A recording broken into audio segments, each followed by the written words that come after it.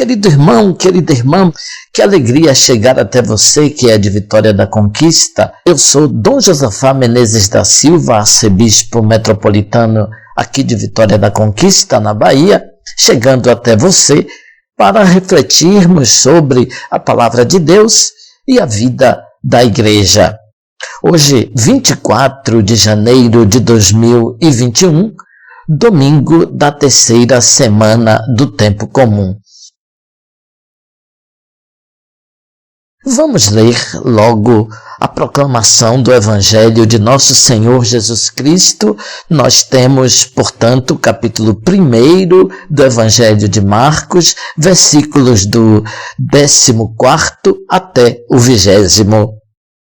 Depois que João Batista foi preso, Jesus foi para a Galileia pregando o reino de Deus e dizendo: o tempo se completou e o reino de Deus está próximo. Convertei-vos e crede no Evangelho.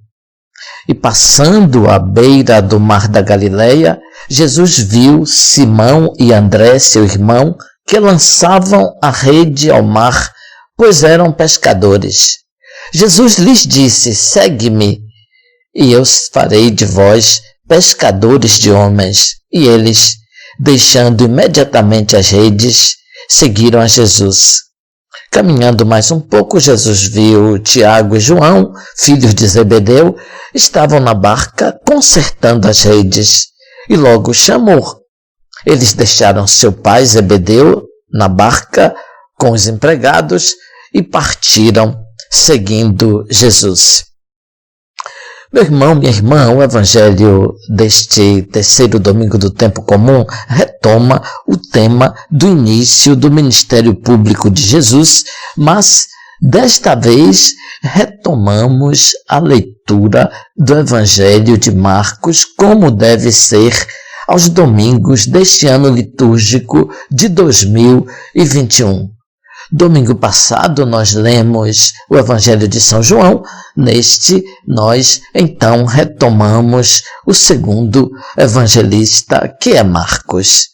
Esta passagem que eu acabei de ler relata a primeira atividade de Jesus na Galileia, depois de voltar do deserto.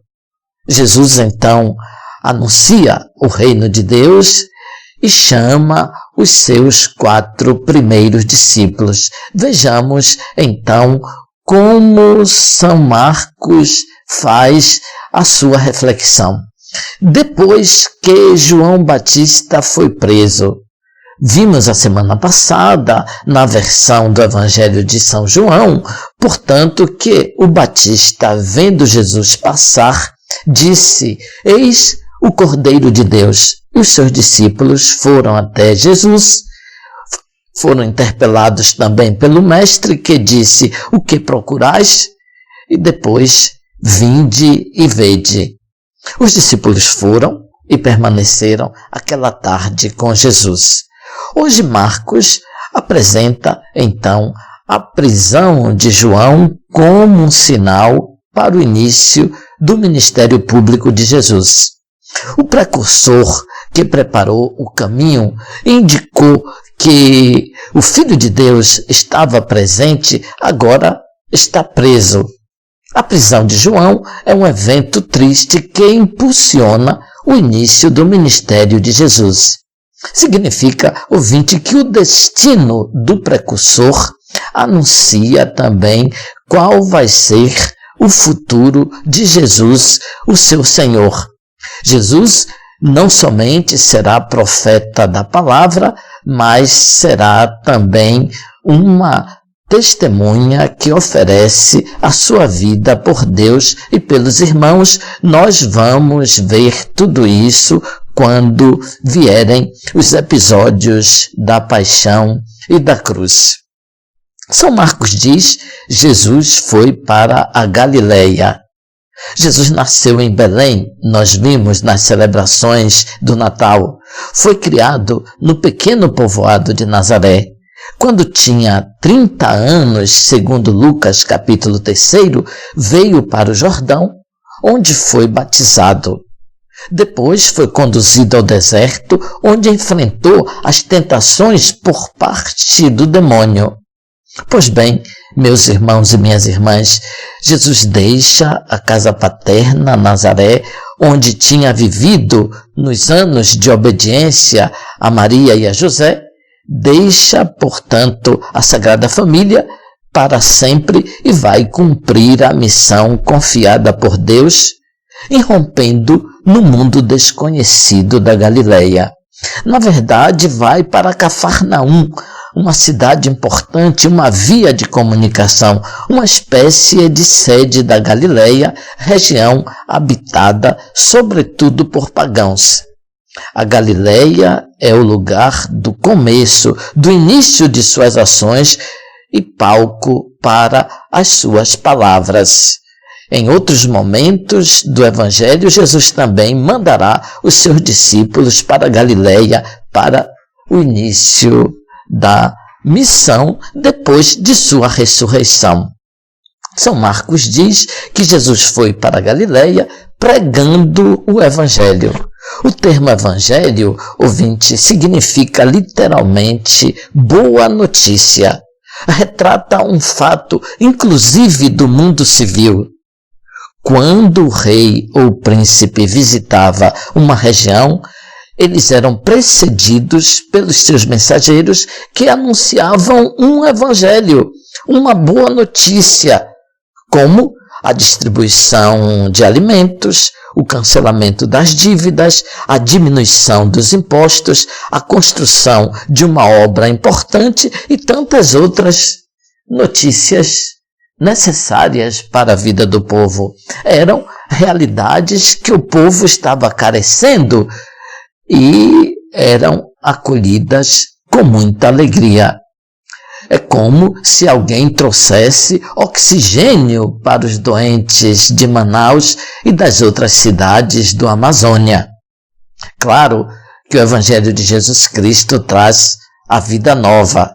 Serão milagres e um ensinamento cheio de sabedoria. Portanto, ouvinte, o objeto da pregação de Jesus está contido nas seguintes palavras: o tempo já se completou e o reino de Deus está próximo. Convertei-vos e crede no Evangelho.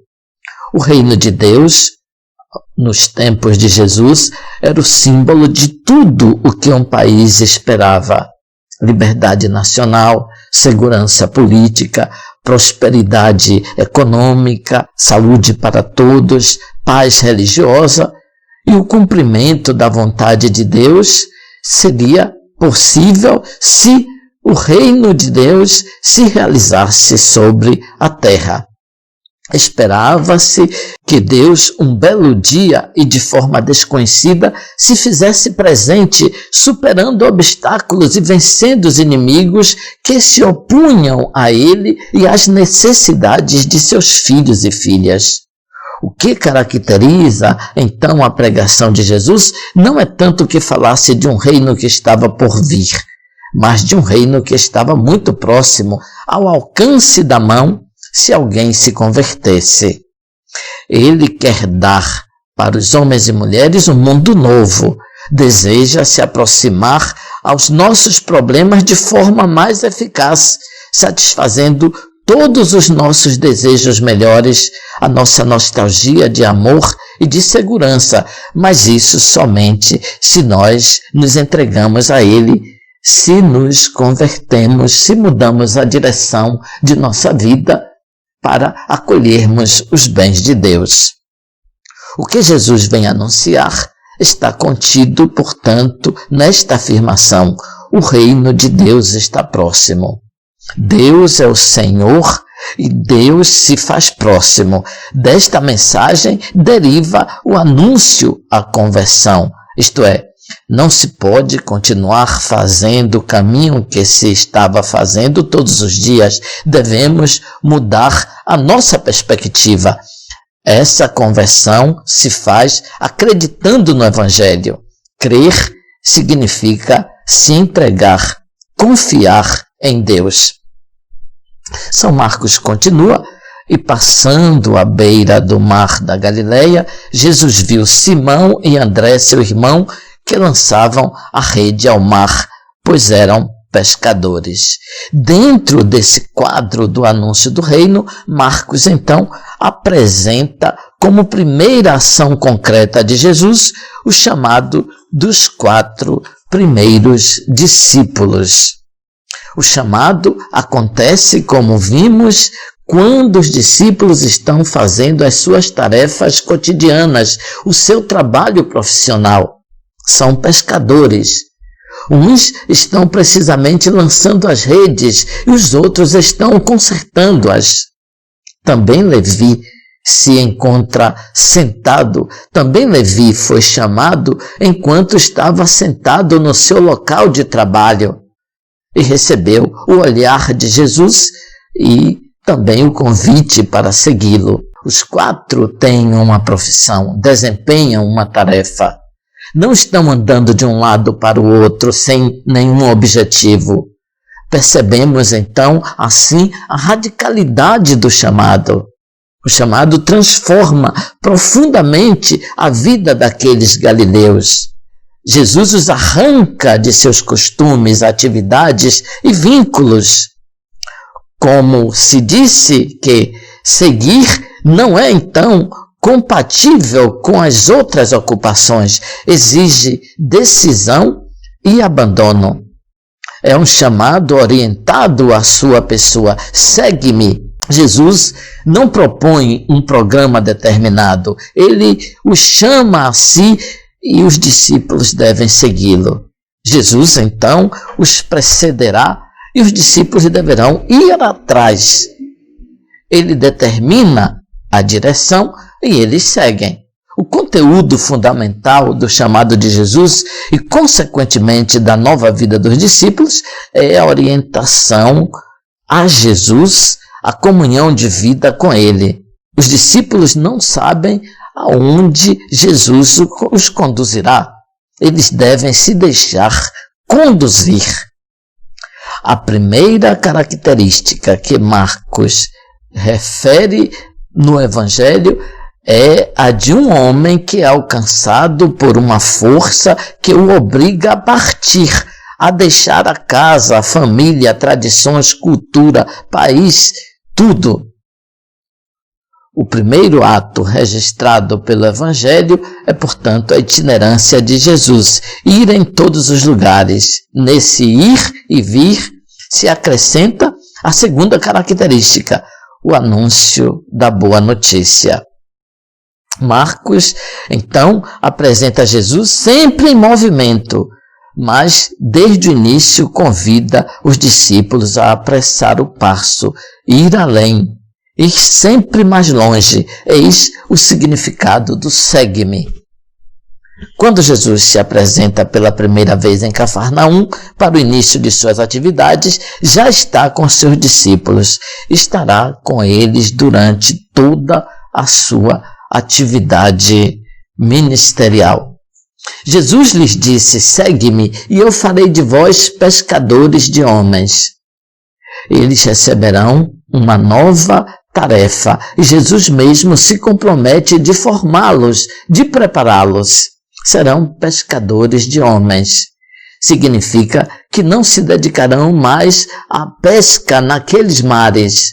Deverão fazer com que os outros, os homens e as mulheres, possam percorrer o mesmo caminho que eles estão trilhando, isto é, escutar a palavra de Jesus para entrar em comunhão perfeita de vida com Ele. O chamado de Jesus é também um convite a entrar na comunidade dos discípulos que se forma em torno de Jesus. Com o chamado dos 4, se forma, então, o primeiro núcleo da comunidade primitiva. Os que seguem não são pessoas isoladas, mas formam uma comunidade. Portanto, se trata de uma comunhão com Ele, Jesus, e com os seus discípulos. Os 4 ouvintes respondem com uma prontidão incrível. Eles dizem sim e contemporaneamente renunciam à própria profissão, aos familiares, à casa e a tudo. Uma separação do que se fazia e se vivia antes e depois para ter uma união profunda com o Senhor. Obedecer ao chamado implica, portanto, um recomeçar, um renascer.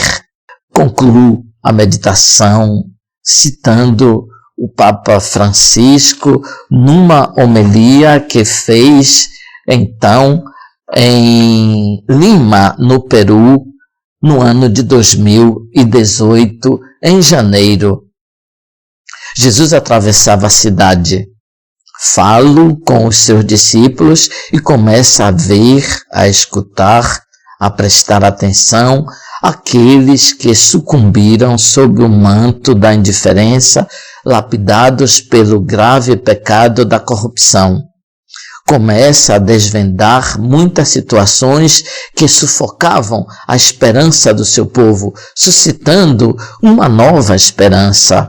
Chama os seus discípulos e convida-os a ir com ele, convida-os a atravessar a cidade, mas muda-lhes o ritmo, ensina-os a fixarem o que até agora passaram por alto, indica-lhes novas urgências.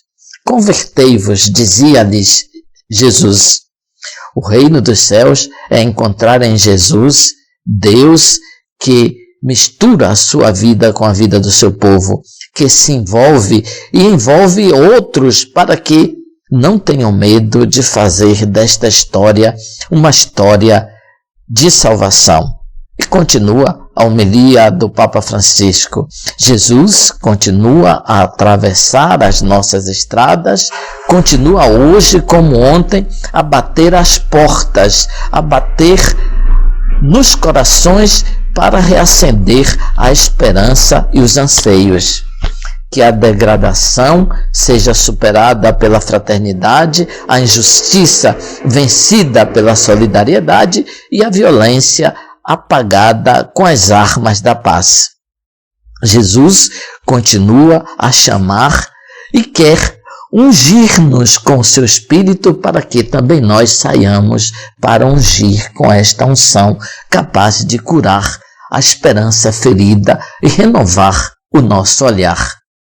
Jesus continua a atravessar e desperta a esperança que nos liberta de relações vazias e análises impessoais e chama a envolver-nos como fermento onde quer que estejamos, onde nos toca viver naquele cantinho de todos os dias.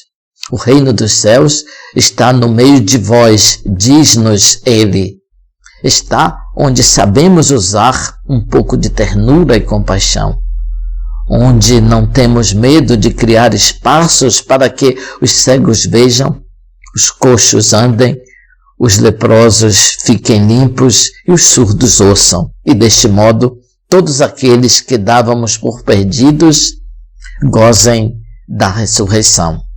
Deus não se cansa nem se cansará de andar para chegar junto dos seus filhos, junto de cada um deles.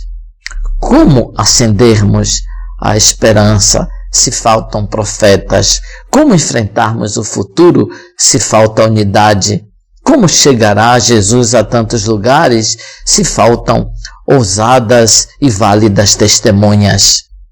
Hoje o Senhor chama-te a atravessar com Ele a cidade, convida-te a atravessar com Ele a tua cidade, chama-te a ser seu discípulo missionário, tornando-te assim participante deste grande sussurro que quer continuar a ressoar nos mais variados ângulos da nossa vida. Alegra-te, o Senhor está contigo.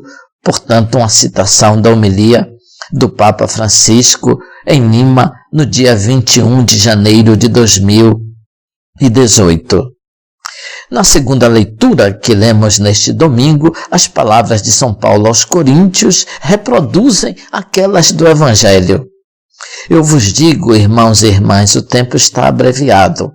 Então, os que doravante, os que têm mulher, vivam como se não tivessem mulher, e os que choram como se não chorassem, e os que estão alegres como se não estivessem alegres, e os que fazem compras como se não as possuíssem, e os que usam do mundo como se dele não estivessem gozando, pois passa a cena deste mundo.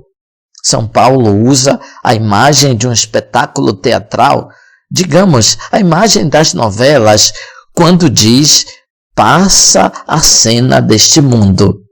Quando termina a encenação de uma novela, cada artista abandona o personagem interpretado para retomar a vida normal. Muitas vezes nós pensamos que os artistas são aqueles personagens das novelas. Saindo da gravação, eles voltam para a vida. Aquelas cenas de alegria, de dor, de decepção, de arrogância terminam.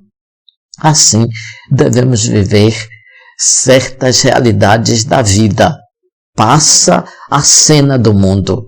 Quer dizer que nós estamos diante de coisas passageiras, de bens que podem nos ser retirados, que não são definitivos. Os bens duradouros, somente Deus nos pode oferecer. Paulo exorta os cristãos a viver a aventura da vida sem absolutizar, sem apegar-se a pessoas e coisas como se fossem tudo. Não é uma visão pessimista da vida, mas um dar às coisas e às pessoas o valor que elas de fato têm.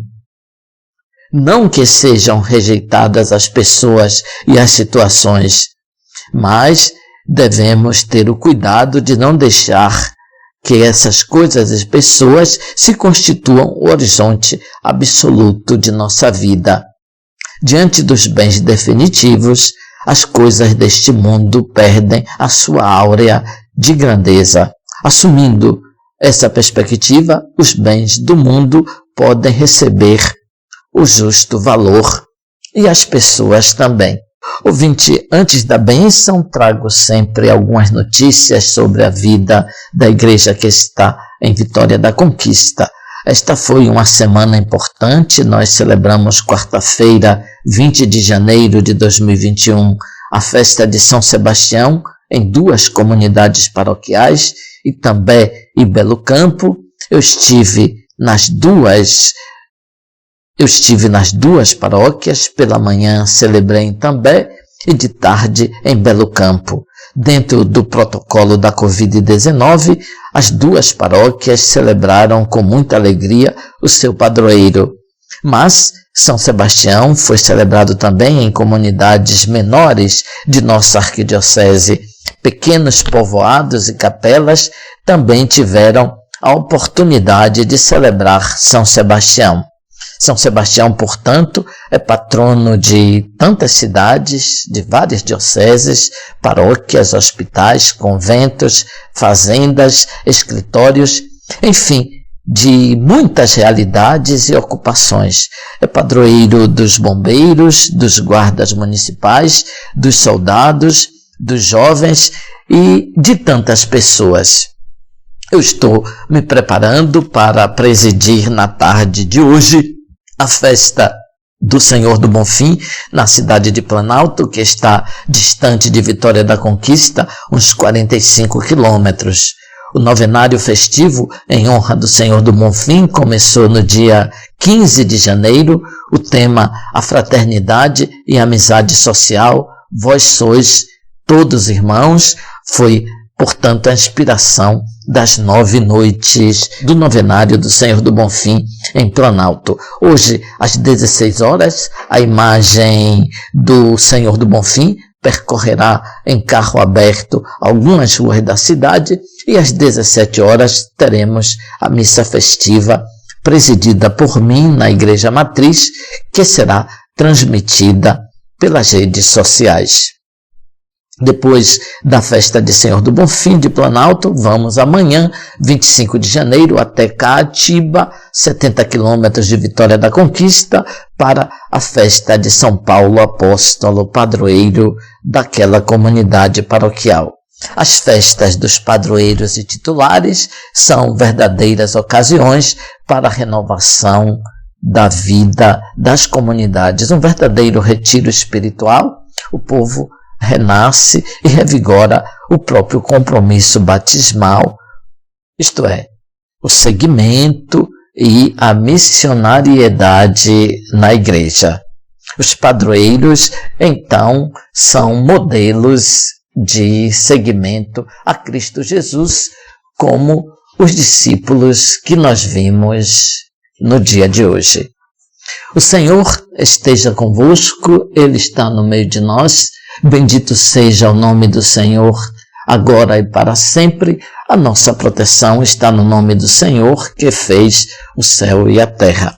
Abençoe-vos Deus Todo-Poderoso, Pai, Filho, Espírito Santo. Amém. Ouvinte, bom domingo, louvado seja nosso Senhor Jesus Cristo, para sempre seja louvado. Até, portanto, o próximo domingo, se Deus assim nos permitir. Bom dia, louvado seja nosso Senhor Jesus Cristo, para sempre seja louvado.